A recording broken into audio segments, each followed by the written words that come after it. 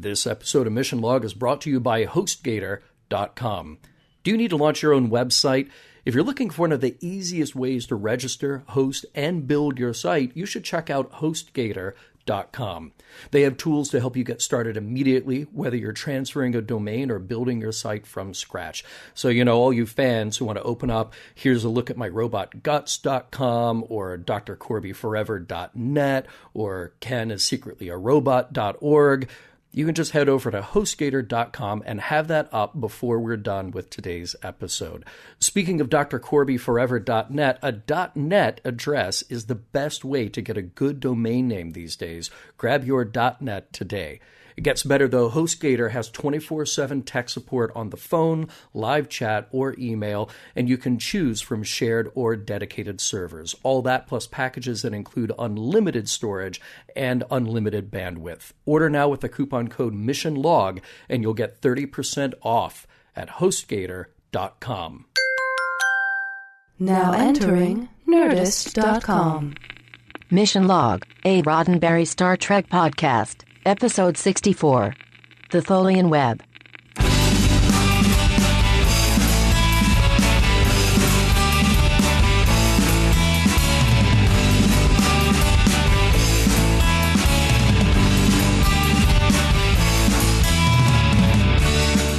Welcome into another edition of Mission Log, a Roddenberry Star Trek podcast. Hosting from the East, I'm the incredible disappearing, reappearing Ken Ray.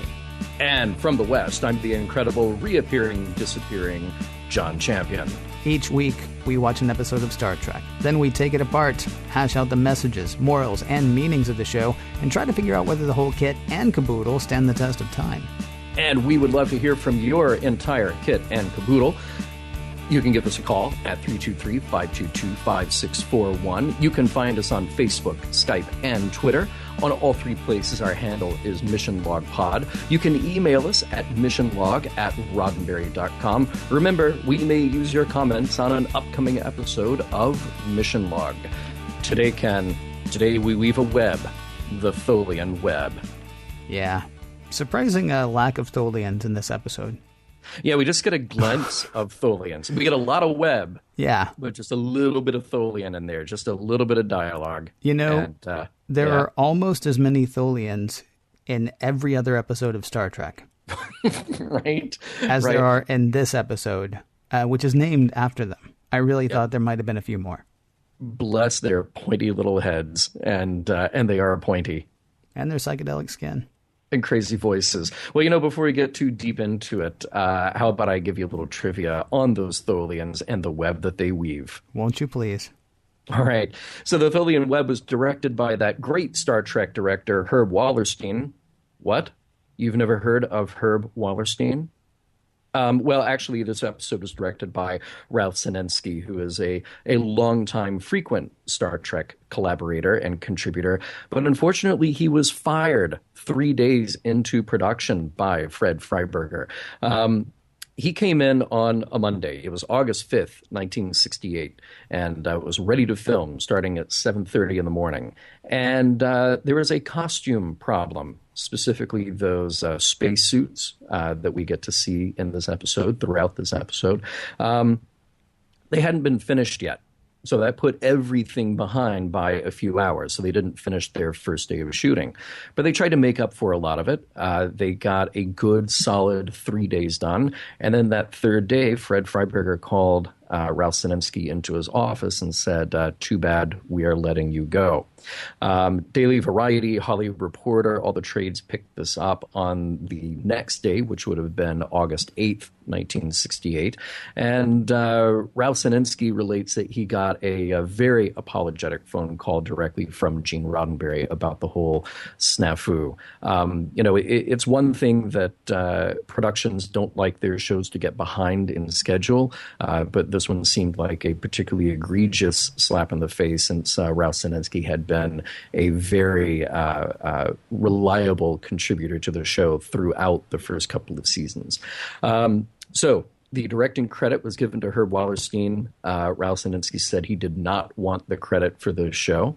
And it's also around this time that the DP, the director of photography on Star Trek, changed as well.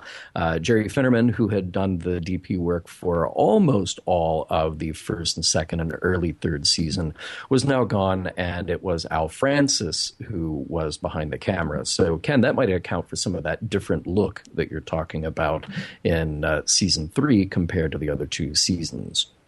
Also want to point out that in terms of guest stars, we really don't have guest stars, but we do have that Tholian, or at least we have the voice of Loskeen, the Tholian commander, played by Barbara Babcock. Now, Barbara Babcock, we have heard her voice a couple of other places in Star Trek, but we actually got to see her on camera as Maya 3 from A Taste of Armageddon. I mentioned earlier about those spacesuits not being ready in time, but we do want to mention one of the other kind of interesting problems with those suits. They were, of course, designed by Star Trek costume designer Bill Tice, and the actors were actually sewn into those outfits. They did not have zippers or snaps, so every time somebody had to answer the call of nature, it held up production something awful. So a lesson to you kids making films, make sure you put zippers in your spacesuits. This is the first ever writing credit for Judy Burns. This is her first sold and produced piece. She went on to write a fair number of episodic TV shows, including 5 contributions to T.J. Hooker. Chet Richards also gets a credit. He and Judy were married at the time, but this is his only credit of any kind. And by the way, there's a kind of interesting interview with Judy Burns from the UCLA website. She was a professor at UCLA for a little while, and they're talking about how she got started in the business. And it's very interesting. She says that really her interest was in going to Africa.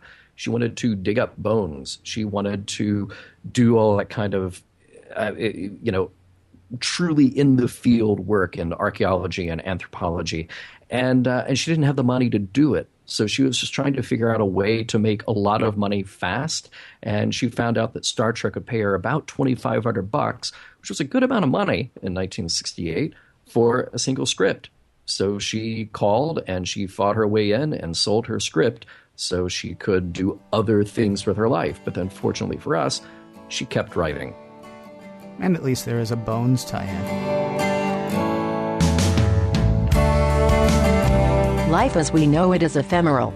Kirk takes a couple of hours out of universe to examine that idea, while the crew of the Enterprise goes nuts. Let's let John tell us more.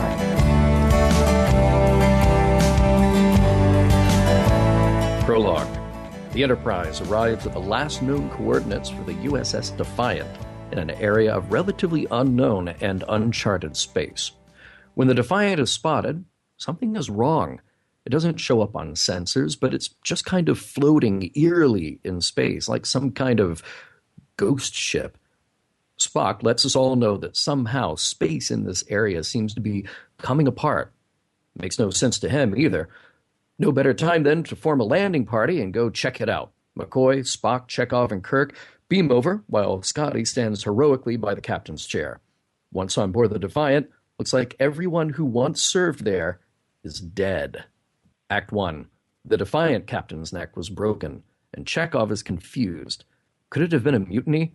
Nope, definitely not mutiny, Spock says. No record of that ever happening in Starfleet.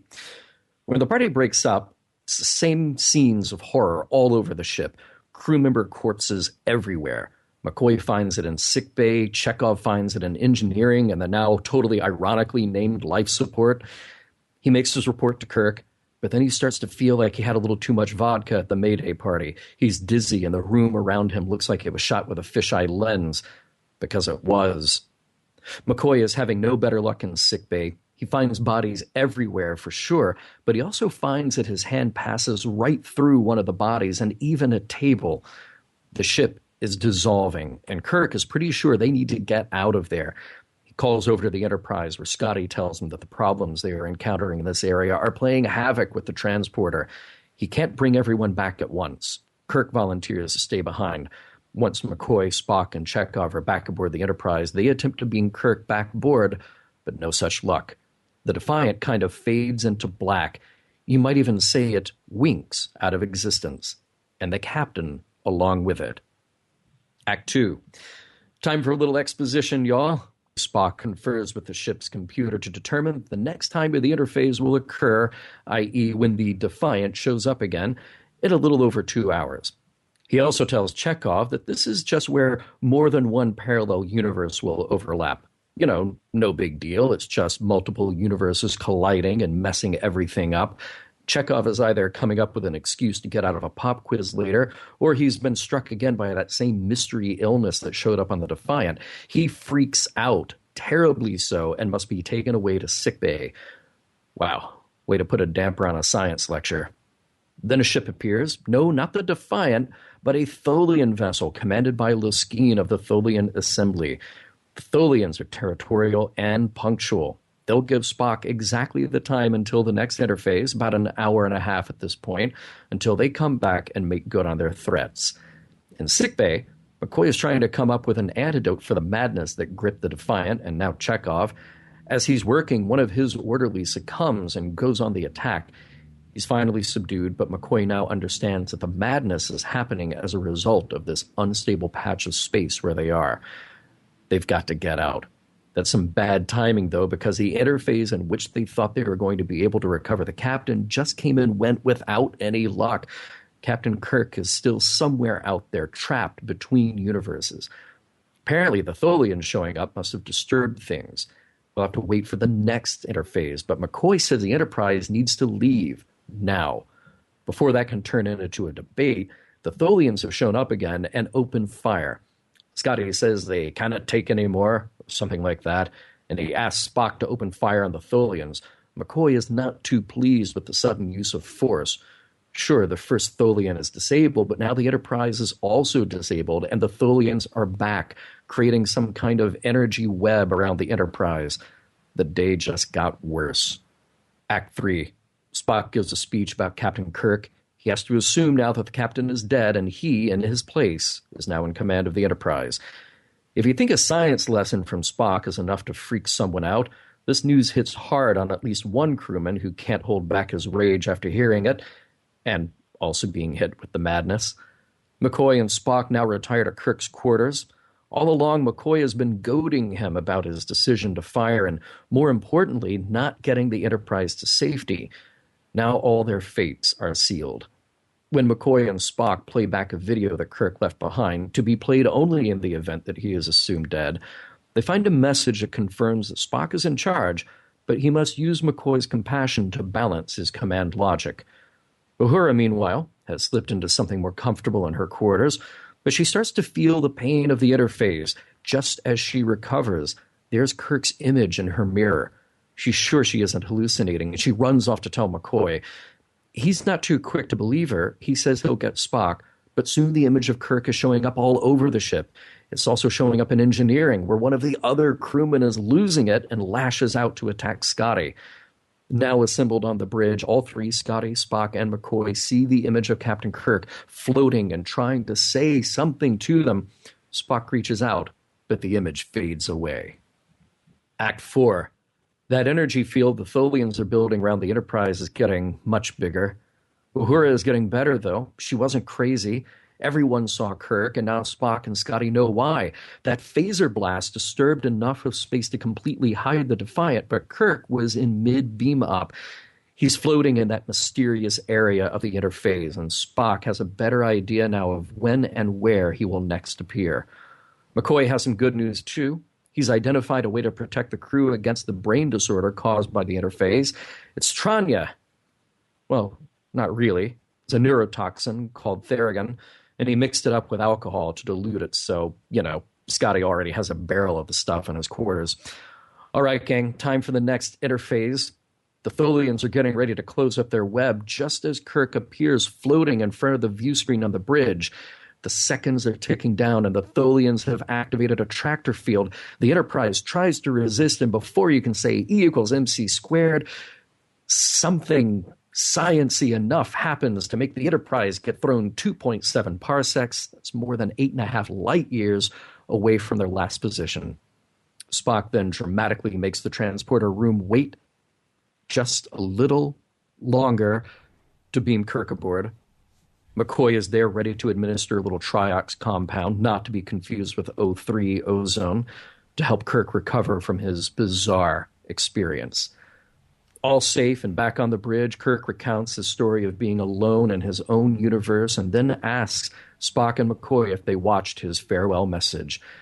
So then, two of his senior officers lie and say they did not. The end. Yeah, I want to ask you about that later. I thought you would. I want to ask you about something else first, though. What is up with Spock waiting until seriously all of Kirk's air is gone? So it's very dramatic. There's Kirk on main screen, right? Yes. They can all see him. They all know where he is. Nobody's moving around anymore. Right. Certainly, we could go ahead and beam him aboard. He's mouth, going like a guppy who's like, throwing himself out of the bowl and onto the piano. And Spock's like, hold it. Wait a minute. Wait. All right, bring him in. Yeah. What is up with that? Vulcans, they may lack a certain emotional element, but they certainly do not lack the panache for a dramatic pause. Well, here's the thing, though. If you can pull that off by yourself when no one else is looking, right, then that's cool. If you're going to, I'm going to make it look like we're waiting until the last minute. Or not waiting, but I'm going to make it look like I just had just seconds left. And really, I could have done this 5 minutes ago. Right. It's another thing to sit there with everybody staring straight at him. Yeah. Going, not yet. Not yet. And what was he saying, by the way? Was it hurry, Spock? Was that what he kept saying? I kept trying to read his lips. Stop being so dramatic, Spock. Stop being so dramatic. You're such a drama queen, Spock. Give the order, please. Yeah. Please. Well, we can agree that the science is pretty clear that if you're running out of air, you will die. Yeah. I think the piece of science that is a little harder to grapple with is space breaking up. And I just decided early on I wasn't going to touch it. I'm just going to throw around words like dark matter, and if it gets worse, I'll just put quantum in front of everything, and that's how we will justify the science in front of this episode. Yeah, I'm fine with that. Okay, I mean, this is not such a random thing. I mean, we'll even see something like this in the next generation. Mm-hmm. So this is not. I mean, it's a good science fiction thing, and you're right. If you put just enough sciencey words around it, it's kind of okay. Because we are all cool. I mean, Mirror Mirror made us all hip to the idea that there's more than one universe. Yeah, and Mirror Mirror actually made us all hip to the idea that we can go between one and the other. Right. So, some kind of accident. Lazarus. Yeah, and then Lazarus made us hip to the idea that we just never wanted to see that again. Wait, I'm sorry. What of Lazarus? What of Lazarus? What of Lazarus? I don't remember. Yeah, no, I'm kind of okay with it. I mean, as long as they don't make it, something that's going to happen here. Come to think of it, though, we've done this a million. Well, no, that was time travel when we went back in time. You know how you can tell? Because we call it going back in time. What if Kirk spent all that time in the interface just wrestling with Lazarus in a corridor? Yeah, so here's the thing that I was thinking about. They're like, okay, so Kirk isn't where he was supposed to be when we were going to beam him. Was he actually standing in that one place the whole time on the bridge of the non-existent, at least for the first interface, on the bridge of the non-existent Defiant? Yeah. Was he allowed to walk around? Because when he's sitting there musing about it, I was in a whole universe by myself. I'm thinking, really? 2 hours and 16 minutes, did you have time to check the whole universe?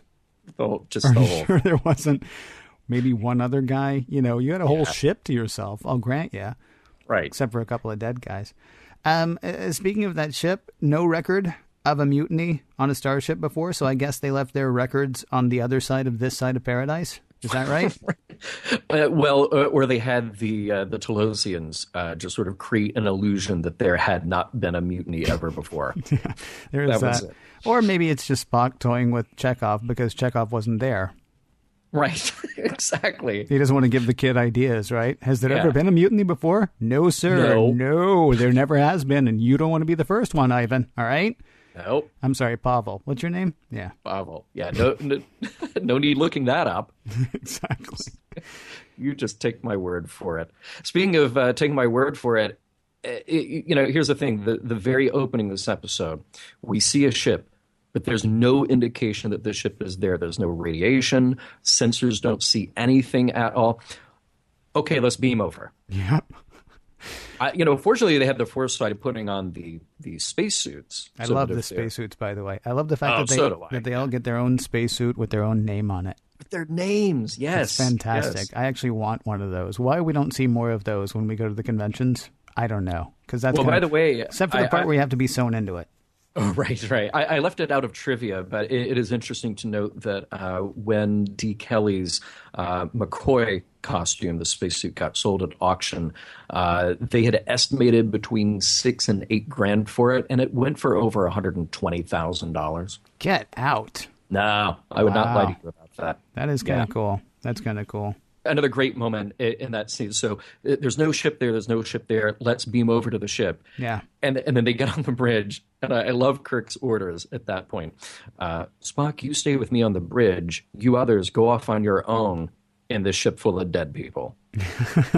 McCoy, Chekhov, break up. Yeah. Yeah, you guys, excitable one. You go find as many dead people as you can. Yeah, sending the medical guy off, I understand. But, keeping Spock and Chekhov close together might have been good. Or keeping Chekhov with him might have been good as well. I got to say really quickly before we get too far away from the transporter room. Yeah. And he'll make a questionable decision later when he decides to take the transporter apart while the captain is off ship. But really, maybe O'Neill should be promoted. Because you're right. Spock, Sulu, nobody can get a clear read on the Defiant. O'Neill, on the other hand, can put them on the bridge. He's like, I can put you right on the bridge. And they're like, at that point, Kirk should have said, young man, you've got a future in this organization. Why don't you go relieve anybody you want on the bridge right now? Because you are seriously leagues ahead of, look at this clown with the ears. Yeah, he's coming with me because he's no good here right now. Yeah, he's like, hey, I've got the coordinates right here for the thing that doesn't exist that can't be detected. Exactly. And there's your shot at mutiny right there. Can you get us on the bridge of the ship that doesn't exist? Absolutely. Can you really? Far as you know. Yeah. That's very good.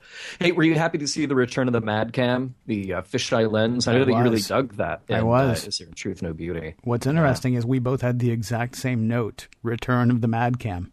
Right. That was it. Yeah. A pleasure to see. A pleasure to see. A lot of assumptions here. Spock has never seen this thing before. There's a lot of unknowns here.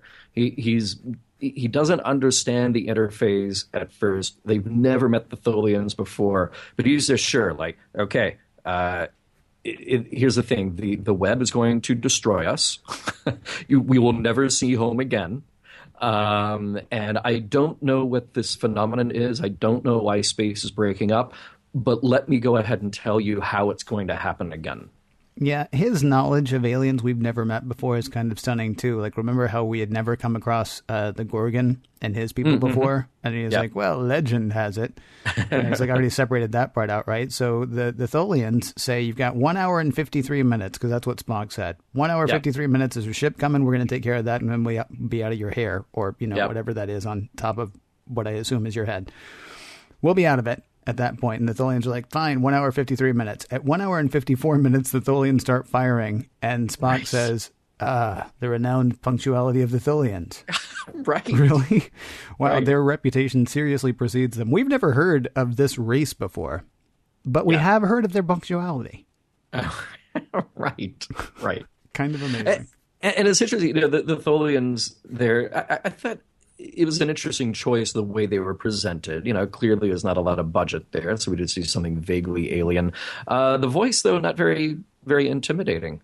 I might actually start laughing if I were on the bridge and started hearing the Tholian make threats. Well, they may not have learned everything that Baylock learned. Yeah, that's true. They got the scary thing. I mean, this may be like another little kid thing. And they've got the scary big, fake puppet head, although it looks a little more menacing than Baylock's puppet head. But they haven't figured out the whole voice thing yet. Right. Well, the other thing that they did learn from Baylock is Tranya. Good old Tranya. I mean, it will cure everything. Scotty's still a drunk, doesn't care. He makes it with alcohol. He's good to go. You see, I'm not sure I agree with you that this is Tranya, though, and maybe it's just the size of the glasses. This, to me, did not read like Tranya. This read just like straight up Tang to me. And Scotch, by the way, lousy mixer with Tang. Ooh. I will tell you. Gin is what you're looking for, or perhaps a lovely vodka.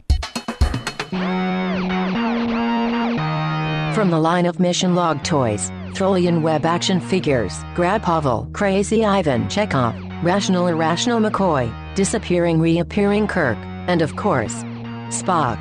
Collect them all.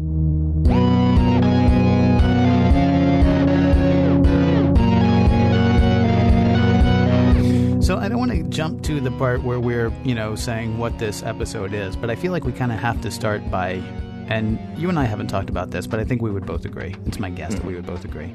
This is really sort of a character study. I mean, it's half like, ooh, something creepy happening on the Enterprise or something vexing happening on the Enterprise, but it really kind of is a study of the characters, particularly of Spock and McCoy. Yeah, I would agree with that. All right. Yeah. So, I mean, the problem is, to me, it seems like their characters get a little muddy. I mean, it's interesting to watch them, and it's interesting to watch them do things they don't always do. Mm-hmm. We've seen Spock in command a few times, but, we don't see him in command every week. Spock's desire to stay with Kirk is both touching and senseless. and it's also very non-Vulcan. Now, that's assuming that he's staying with Kirk, because it doesn't seem to me that he is requesting that he stay behind in Kirk's place. Like when Kirk says, all right, so you three get over there, we're going to beam you over. And then Spock's like, request to stay behind. Mm-hmm. He didn't say, Captain, you should go in my place. He just sort of seemed to request, to stay with Kirk. Right. Now, if he's suggesting that he stay rather than Kirk, that is 100% Spock, since the ship and the crew need their captain more than they need him. And right. And you can argue about who's the better officer and all that stuff. That's not really what's at issue. I mean, they need their captain. Everybody coming back without the leader, even in sane space, that's going to, shake everybody up a tiny bit. What was your feeling, though? Was he asking to stay with Kirk, or was he saying, no, you go ahead and I'll stay here and wink in and out of existence? Yeah, that's exactly what I thought. I thought that Spock was saying, you need to go back. Oh. I'll stay here. Interesting. And that's the way that I interpreted it. And I thought that either way, this is a bad choice, because we need we need a sciencey resolution to this problem, and the only person who can do that is Spock. And if Spock is on the ghost ship, chances are he will not be able to figure out a way back from the ghost ship, because the ship is dissolving, it's falling apart, and things aren't working. It's not even there, as far as the others can tell. I would doubt his abilities to get himself back.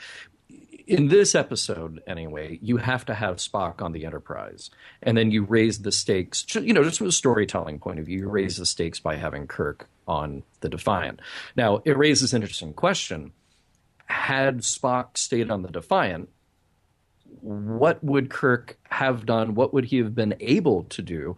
Because I really think that he would not have been able to do anything. And then McCoy's suggestion of, we need to get out of here because space is destroying our ship, that still would have been the better choice. Everything gets changed around at that point. You just have to hope that Spock can figure it out himself on the Defiant at that point. Well, I mean, maybe he does another one of those all calls, where he just opens up the intercom to everybody and it's like, all right, there's no stupid answer. Right. How do we get him back? Any questions? Anybody? I'm also a little curious how the Tholians don't know about the, this weakness in space. Mm-hmm. I mean, the real reason, though, you need Spock back on the Enterprise is this is an episode that's about Spock and McCoy.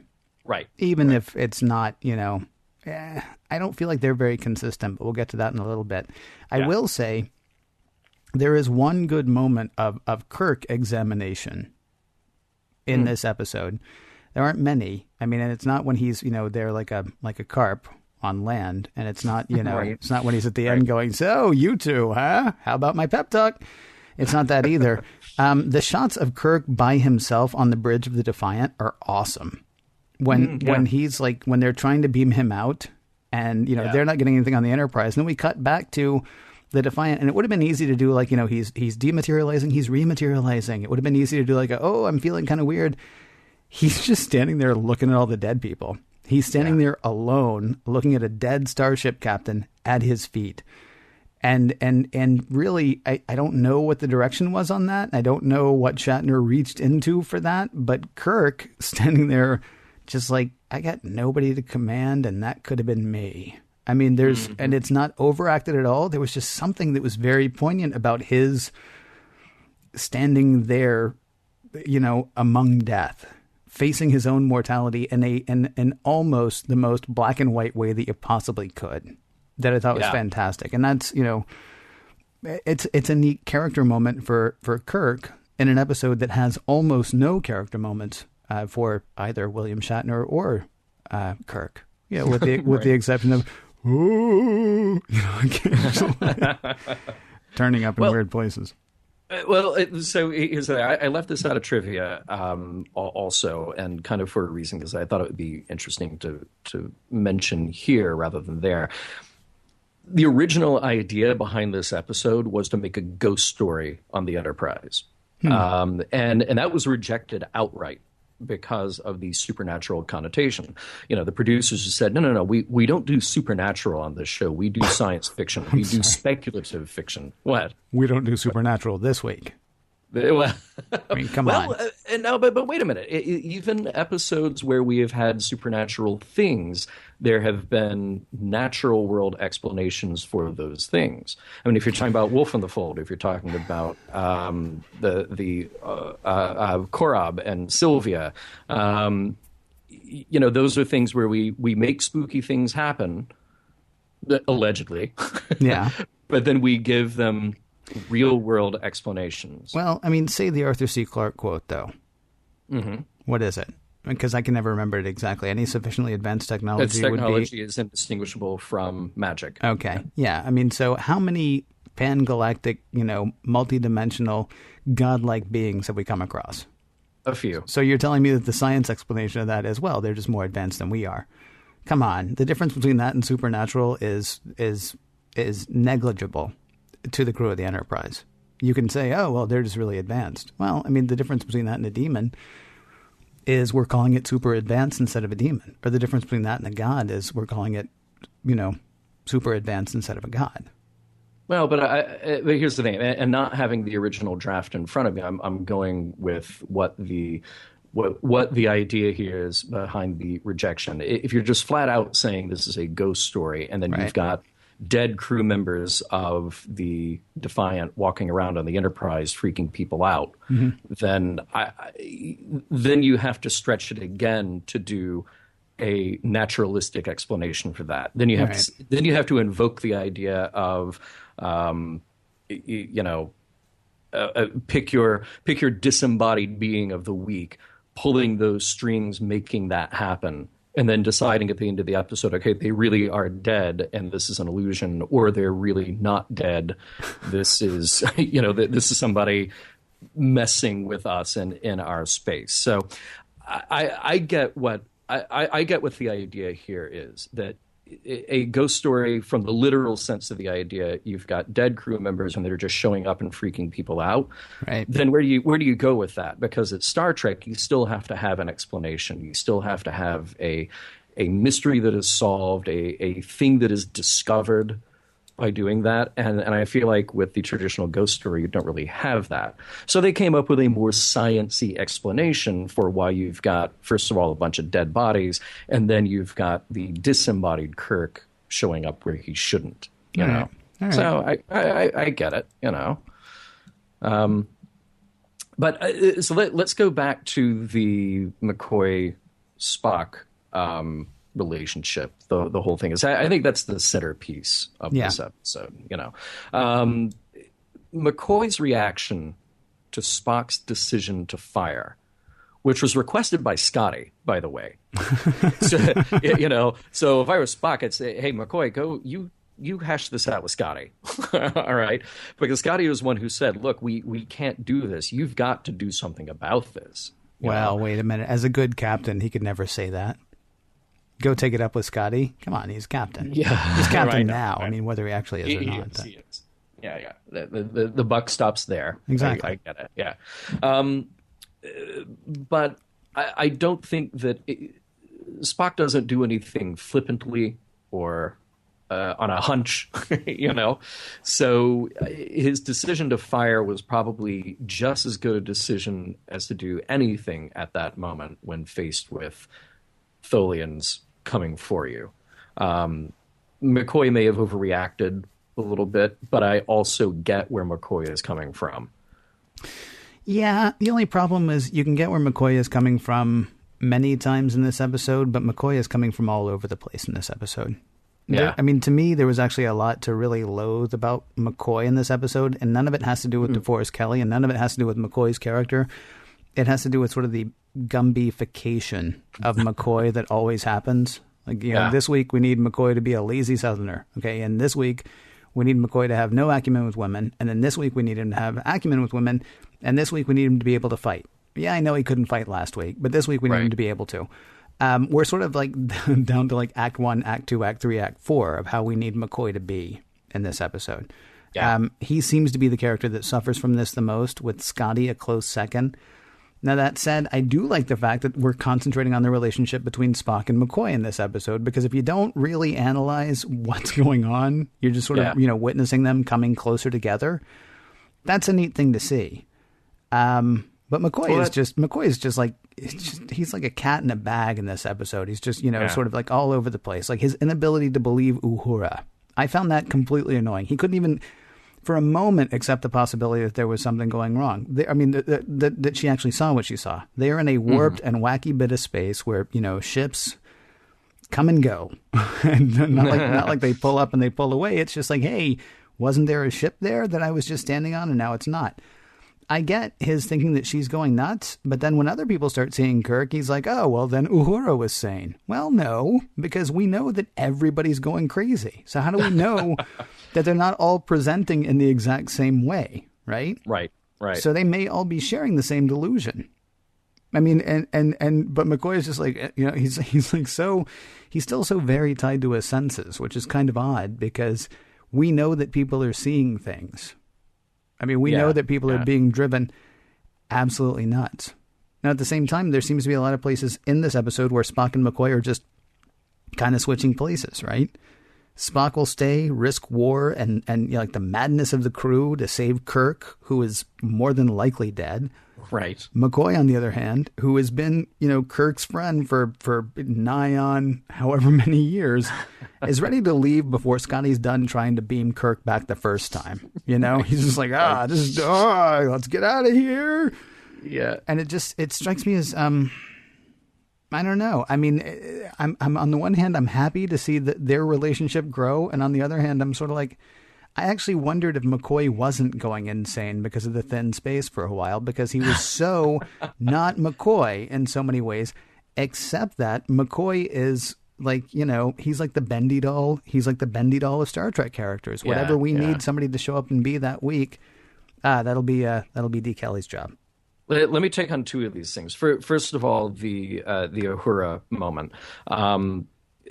Because, yes, I agree with you to an extent. It seems it is annoying that he can't immediately put that into context. All right.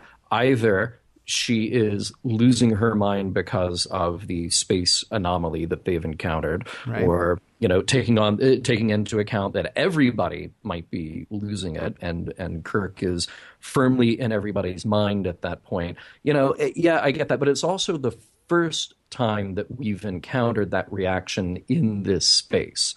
All we've seen so far is people going crazy, lunging, and Chekhov's going to kill Spock for teaching him science. We haven't had any apparitions at that point. So with everything that is on McCoy's plate, I'll cut him a little slack that, okay, here's this one more thing. Now I've got a crew member seeing ghosts. Okay, but he immediately reacts to it the same way. He does. Like, I tried to kill somebody. Yeah. Okay, we're going to tie you up. I also tried to kill somebody. We're going to tie you up. I thought I saw a guy. Yeah, we're going to tie you up. We're going to tie you up. Yeah. Right. Because I'm out of hypodermics this week, so I've really, I've got one cure every week. Right. Right. And this week, it's bondage. Yeah. And welcome to it.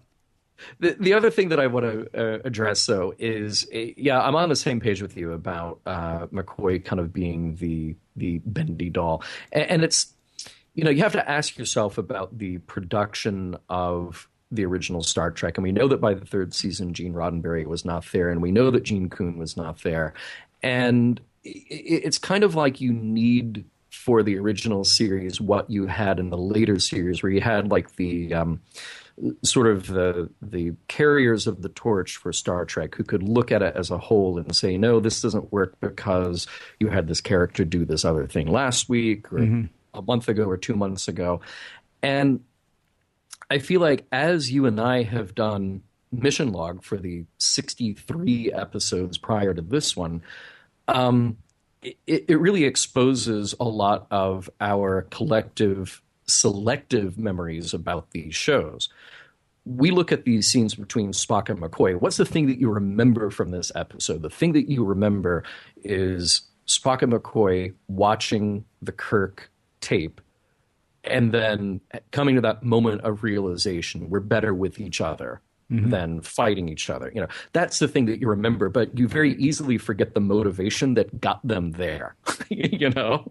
So it's sort of like kudos to the writing for doing that, for giving me a thing to remember that works well for those characters. But then as you and I do every week, we kind of pick it apart a little bit too much maybe. And you go, well, wait, what is the motivation? How did those characters get from point A to point B and then finally to point C? Maybe A and B don't work so well. It is interesting, based on your trivia, that it's a first-time writer that comes to this and actually strengthens the relationship between Spock and McCoy. And what's weird is where you don't have like a Braga or a Moore or, you know, one of the names that we will know later who are drawing lines from, you know, season to season. I mean, you've got a bit of a, we talked about it in last week's episode too. You've got a bit of a softening, a bit of a coming together between Bones and Spock. Which is sort of heightened, I think, in this episode. Now, you know, who knows what happens next week or the week after that? We will find out. Right. I mean, it's interesting, though. You know, Spock, in my mind, doesn't really need to explain himself to McCoy. Right. In a lot of this, you know. And McCoy he's digging it in deep about, well, Spock, you're probably immune, you know, good for you.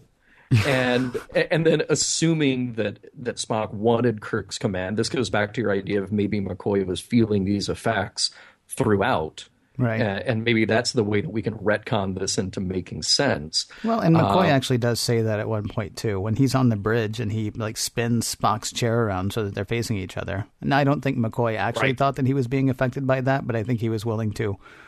Right. I think they were both willing to let him off the hook by saying, hey, maybe it's that. So we have to hope then that McCoy had enough of his faculties in place to develop the antidote. Because otherwise, it's just crazy McCoy handing out Tranya. Well, no, trust me, it works. It works. It may, in fact, have been Tranya or Tang with Wadka, as we said before. Right. Actually, you know, hats off to Nurse Chapel. She was the one working on it the whole time. She was great in this She actually missed Kirk's memorial. By the way, worst memorial service ever. Worst memorial service ever. So a lot of you know the captain's dead. Yeah. And then we fired on his ship, and now we're kind of stuck. So there's no point in my saying how good the captain was. Why don't you just think about it? Just think about it. Yeah. And back to work. Right. Okay. Yeah. It's like seriously the worst. And there weren't even drinks. What was the point of the memorial service anyway? I mean, seriously, they're in a battle situation. There's a new commander. Everybody on board should be prepared for that contingency. Yeah. And again, going back to McCoy needling Spock should not feel the need to apologize about any of that. You know, it's just sort of, it is what it is. Now, when we get out of this situation, if you want to have a military court and you pull apart the decisions that were made and you decide that somebody is to blame, then go ahead. But that scene just kind of feels like it's out of nowhere, and then it just goes very badly. You know, you needed the guy going crazy and lunging just to break the tension in the room. Yeah. You know? Fun fact, that was actually an ad lib by one of the extras. Right. No, honestly, when they take the shot of everybody assembled in the room, you know, you can almost see Spock, like after doing his eulogy, you know, tugging at his collar. You're like, oh, oh wait, tough room. Exactly. Nobody here's feeling it. Probably, I mean, if you want to argue about the rewriting script that was written almost 50 years ago now, probably like a better homage to Kirk at that point would have been him from the captain's chair saying, "We've suffered this great loss, and it's really terrible. And when we get out of this, we'll have a proper memorial. But I know that what Captain Kirk would want you to do is, let us know if you see him floating around the ship." That would probably be the first thing he would want you to do. But then the second thing would be just, to soldier on, because he'd want us to get out of here, which I guess Spock actually did say. But that was a wacky eulogy. It was, but Kirk gave himself a last word. I thought that was cool on the tape.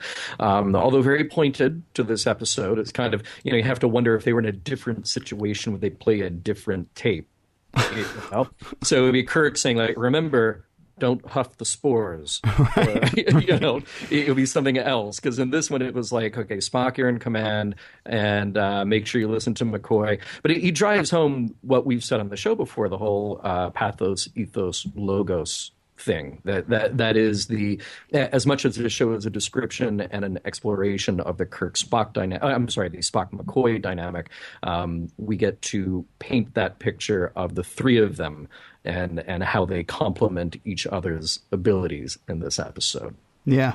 I do have to ask, though, and you talked about the fact, you joked about the fact that his two senior officers lied to him when he got back from not really being dead. Yeah. But not really being, I guess. Is there actually any point, in your opinion, to them lying to Kirk about whether they listened to his last orders? I mean, is this... And here's the thing, I'm willing to cut it some slack. I mean, it's possible that this is actually a bonding moment between Spock and McCoy. It's also possible that it is a sort of reassurance to Kirk that, they won't kill each other or blow up the ship if he's not there. Right. Or is it just, goofy, poorly written comedy? Well, I think it's all three. Okay. it cool really with that. is. Yeah. I think it works, and it is a bonding moment. And, you could almost picture the scene that happens half an hour later where Spock goes to Kirk's room and says, he made me lie. That's a funny idea. That's a funny idea. Although runner up, I think actually the funnier idea I'm coming back to, would they have played a different tape? Like, do they have to go through like his quarters? Like, to be played if I'm eaten by a bear, to be played if I die in bed with a green woman, to be played if I just forget to be played if Spock waits too long to beam me back in when I'm running out of oxygen. Right. See also auto something.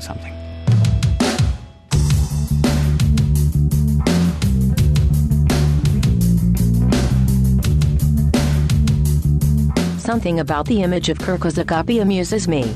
I want a fish now, a fish that I can name Kirk, maybe. Or Spot, maybe.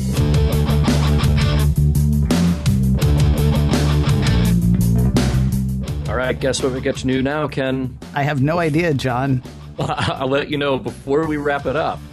We get to indeed wrap it up and tell our audience what we thought about how the episode holds up, what it means, and does the meaning hold up as well. So let's just talk about this as an episode of Star Trek, as a piece of entertainment, as a production. Does this one, to you, Ken Ray, hold up? I was reminded when I was trying to think about this question earlier and answering this question, I was sort of reminded of a Beatles lyric. Turn off your mind, relax, and float downstream. Mm-hmm. Don't think too much about the characters in this episode. What this episode, I think, is meant to do is show like a coming together of Spock and McCoy. And if that was not the intention, that is certainly something that it does.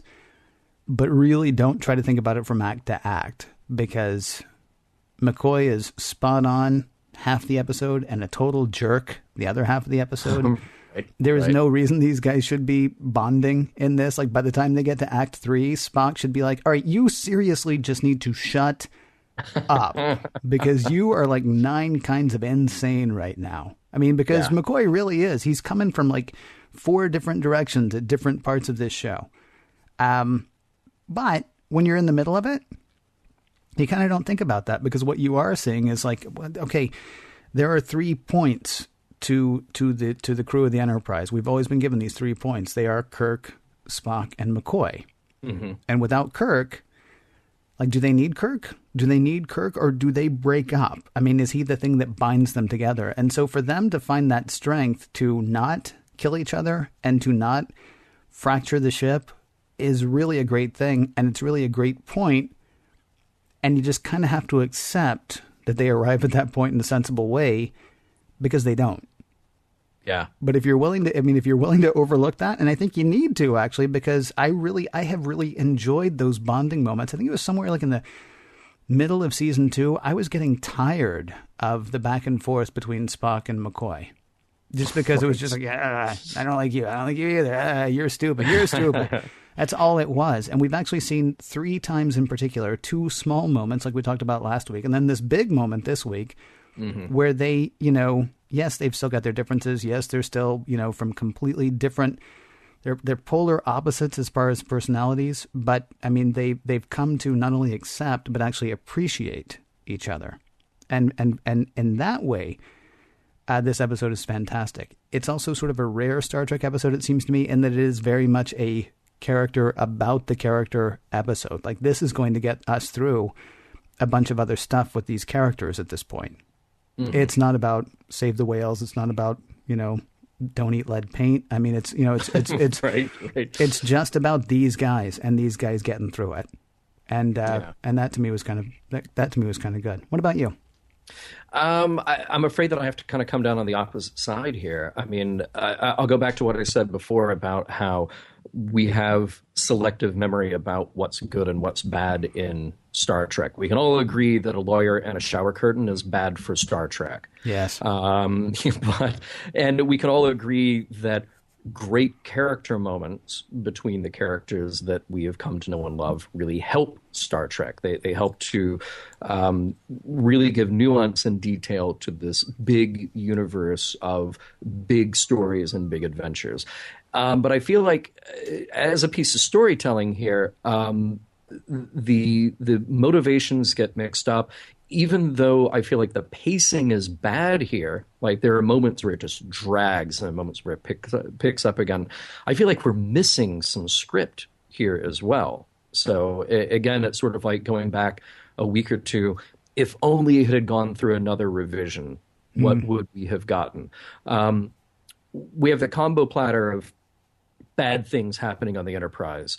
But then it just sort of all gets better because it gets better at the end, So that's seriously, just... somebody was sitting there going, "How do we get them out of this?" And the other person said, "Oh, why don't we just get them out of it?" Yeah, I mean that really is actually how they get out of the Tholian Web. It's like, okay, so it's going to close and we're going to be trapped here forever. Right. Well, what if we do this thing where we're not? Right. Okay. When I was writing the synopsis for this week, I literally, because I was watching this on a computer, I was watching it on Blu-ray, I was watching it over and over and over again, and I kept rewinding Act 4, going, wait, what did I miss about how they got out of this? Because I have to write this now. Yeah, check the clock, pal. That's what you missed. And I was watching it with subtitles on, going, did somebody in the background say something about Cross Circuit B, and then that's how they got out of it, because I missed it, To me, the iconic status of this episode, the Tholians, the web, just great visuals. The effects, the original effects were great. The new effects are great. All of that outweighs its true value as a show, because I think the writing here is not as strong, but you're kind of drawn into it visually. And I hate to say it, but as much as I love the supporting cast, as much as I love McCoy, and I think everybody is very good, maybe it's because of the writing, I felt like this show was hurt by its lack of Kirk and its lack of Shatner. You had that great moment that you pointed out with him on the Defiant Bridge, looking at the corpses around him. But maybe without him being there, that's what kind of hurt the pacing. So I'm very lukewarm on this one. It's certainly not the worst, and it's certainly not the worst of season 3. But I'm just very lukewarm on this episode. Even though I think the Tholians kind of look cool, their ship look cool, and the web look cool, and the character moments that we grate after we get rid of the other stuff are very good. But yeah, that's where I am with it. But let's talk about messages here. I mean, maybe if there isn't a direct message, if we don't have that, what are the themes that we get to deal with here in this episode? Well, I mean, I guess as you pointed out before, there's the whole ethos pathos thing that's sort of referenced again. Although I'm not finding message in this. I mean, that's why it's a character study, and because they say what they want to say about the characters, I'm okay about it. Did they say it well? Not necessarily, but they got the point across. Did they say it in a way that made a lot of sense? No, not really, but they got the point across. I mean, we've seen much more pointless episodes, and even if you don't like the way they got from point A to point B, the fact that they went ahead and got from point A to point B, with the whole Spock McCoy schism versus the Spock McCoy, union.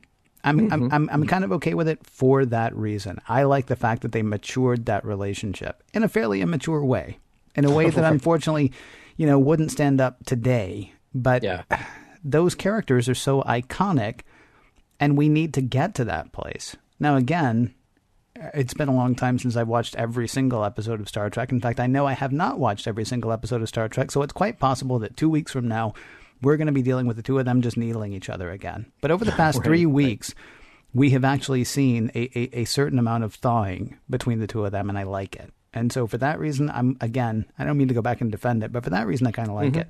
Is there like a succinct message like, well, if you just give your friend a chance? I guess maybe, but that's so applicable to so many things. It didn't feel to me like there was a message here. It was just trying to be either a scary story or a character study, or maybe both.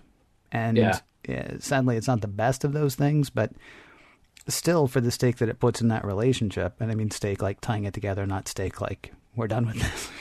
No, like what is delicious steak? Yeah, exactly. Well, that too, yes. Oh, great. Maybe we should wrap up. Right.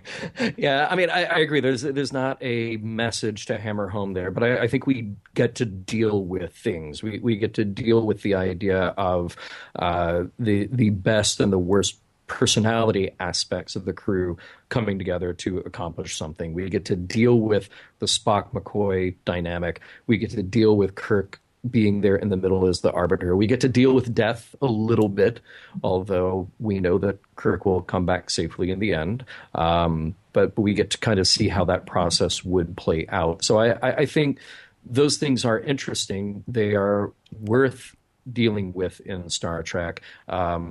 But I want to see more and better, and I know that we'll get to that in Star Trek, so I'm kind of okay with it. From this episode, I will just try to remember the best moments of it and try to let the other stuff fade away, even though I had to rewind on that fourth act about 20 times. And now that's just seared into my memory. But moving ahead, Ken, what do we have coming up on Mission Log next week? Next week, Plato's Stepchildren. Join us, won't you?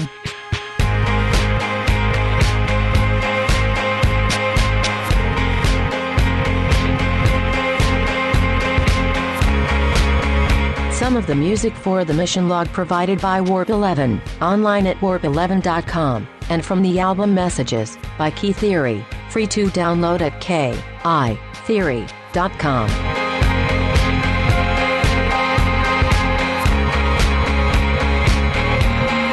Next week, people in togas and a laughing Spock. Sounds like a fun time. Nothing ever goes wrong with people in togas and a laughing Spock. End transmission.